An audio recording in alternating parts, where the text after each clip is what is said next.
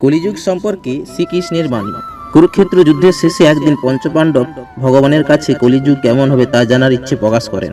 পরমেশ্বর ভগবান তাদের 5 জনকে বনে ভ্রমণ করার পরামর্শ দিয়ে বললেন, প্রত্যেককে ভিন্ন ভিন্ন অভিমুখে যাত্রা করতে ও বনে দৃশ্যমান ঘটনা আমাকে জানাতে হবে। পঞ্চপাণ্ডব জঙ্গল অভিমুখে যাত্রা শুরু করলেন। যুধিষ্ঠির দেখতে পেলেন 2 সুর বিশিষ্ট একটি হাতি।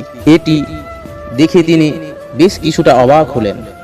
তিনি এসে তা বাসুদেব শ্রীকৃষ্ণকে বলেন। শ্রীকৃষ্ণ বলেন, কলিযুগে মানুষ হবে মিথ্যাবাদী ও স্বার্থপর। তারা মুখে বলবে এক, কিন্তু কৃতকর্ম থাকবে সম্পূর্ণ ভিন্ন, অর্থাৎ প্রতিশ্রুতি আর কাজের মধ্যে কোনো মিল থাকবে না। দ্বিতীয়, ভীম দেখতে পেল একটি গরু তার বাছুরকে চেটে চেটে আদর করছে, কিন্তু এত মাত্রায় বাছুরটিকে চাটছে যে বাছুরটির গায়ের ছাল উঠে রক্তক্ষরণ হতে শুরু হয়েছে।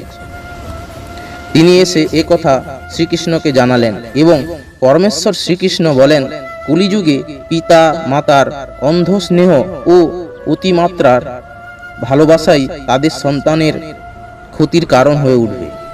যেমন এতে সন্তানদের বিচার বুদ্ধিহীনতা ও পরনির্ভরশীল করে তুলবে, যা আগামীতে স্বাভাবিক ও সুস্থ জীবনযাপনে তাদের বাধা হয়ে দাঁড়াতে পারে।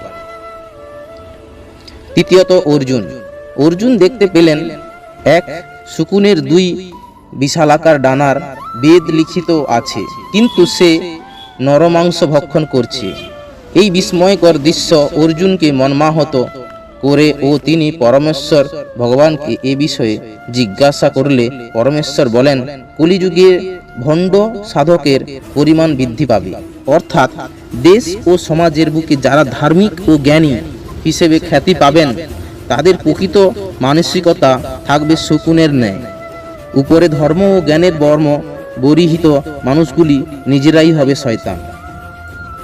চতুর্থ, নকুল দেখতে পেল এক বিশালাকার পাথরের খণ্ড পাহাড় থেকে গড়িয়ে নিচে পড়ছে। কোনো বৃক্ষই তাকে আটকাবার ক্ষমতা রাখছে না। সবকিছু তছনছ করতে করতে ভয়ঙ্কর গতিতে নিচের দিকে নেমে আসছে। অথচ কিছু দূর নামার পর একটি গুল্ম গাছের গোড়ায় এসে পাথরটি থেমে যায় এবং বন্ধ হয় তার তাণ্ডব লীলা। এই ঘটনা পরমেশ্বরকে জানালে তিনি বলেন, কলিযুগে মানুষের পাপের পরিমাণ ওই পাথর সম হবে, যা তার জীবনকে তছনছ করে দেবে, ধ্বংস অভিমুখী চালিত করবে গোটা সমাজকে। কিন্তু যদি কোনো ব্যক্তি বা মানুষ শুদ্ধ মনে শুধুমাত্র আমারই শরণাপন্ন হয়, তবে তাকে আমি সর্ববিপদ থেকে রক্ষা করব। অর্থাৎ সামান্য এই গুল্ম গাছের ন্যায় যদি ন্যূনতম কেউ আমার ভজন করে তাহলে পাপ বিনষ্ট হবে। 5 নম্বর, সহদেব দেখলেন জঙ্গলের মাঝে বেশ কয়েকটি কুয়ো, কিন্তু আশ্চর্যের বিষয় হলো এর মধ্যে সব থেকে গভীর কুয়োটিতে জল নেই, একদম শুকনো। এই ঘটনা দেখে এসে পরমেশ্বরকে বললেন।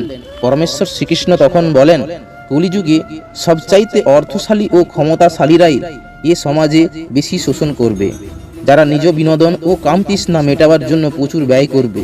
সুরা, তামাক ও বিভিন্ন নেশাজাত দ্রব্যের পিছনে প্রচুর সম্পদ ব্যয় করবে। অথচ সমাজের পিছিয়ে পড়া বা দরিদ্র সমাজের জন্য শুধুই তাচ্ছিল্য থাকবে। এতএব দরিদ্রেরই ক্লেশ কলিতে প্রবল হবে।